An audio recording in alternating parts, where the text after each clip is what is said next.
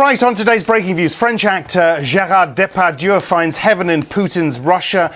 And on a more sober note, why the dollar looks good in 2013. With me is Edward Hadas, economics editor.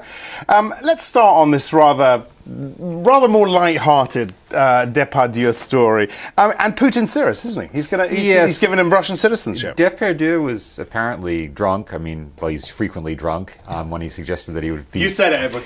He would be more at home in Russia, and Putin took him seriously, a presidential decree, and we take him more or less seriously too. Just look, he used to be famous and friendly with French intellectuals, and now he just looks like a bit of an old buffoon. He wants to escape high taxes. Russian tax rate is 13%.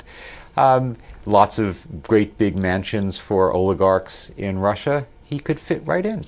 And of course, he boasts of other friendships with Castro, with Chavez. Yes, he loves left-wing dictators. Exactly. So we're better than in all of the newest style left-wing dictators. Do you think he's actually going to go there? I don't think so. I doubt it, huh? Tax residency is a tricky business. You tend to not want to live where you want to pay your taxes. But of course, the serious side of this is that the French courts struck down the rate, right? They struck down the proposition as it was... The reason behind it?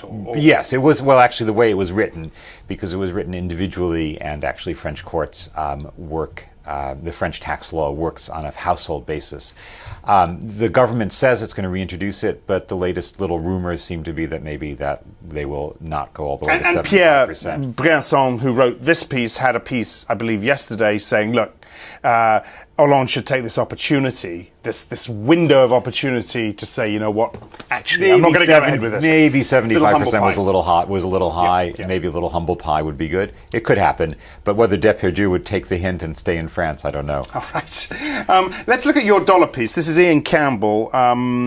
US dollar may smile at the end of the 2013 ugly contest. You know, should you be long short the dollar right now? It's one of the big questions to FX people. Has Ian Campbell ever been bearish on the dollar? To my knowledge, having worked with him for about 5 or 6 years, no.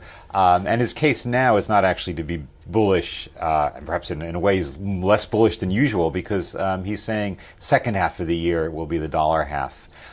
His case is that the euro is going to start to weaken because the euro crisis will come back, and that will make the dollar, say what you will about the United States, it's not likely to split up, and that would make the dollar a relatively strong currency. But of course, the main point he's trying to make is one that I don't think anyone would disagree with, is that this is not a contest for strength, but a contest for weakness, and the one who wins is the least weak. The main point he tried to make that no one would disagree with, I thought you guys were supposed to be contrarian.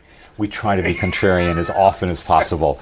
In this case, the truth is just with the consensus. All right. Edward, good to see you. Thanks a lot. Edward Hadas of Breakingviews. For more agenda-setting insight, watch our US Breakingviews show every day, 12:30 Eastern, 17:30 GMT. I'm Axel Threlfall. This is Reuters.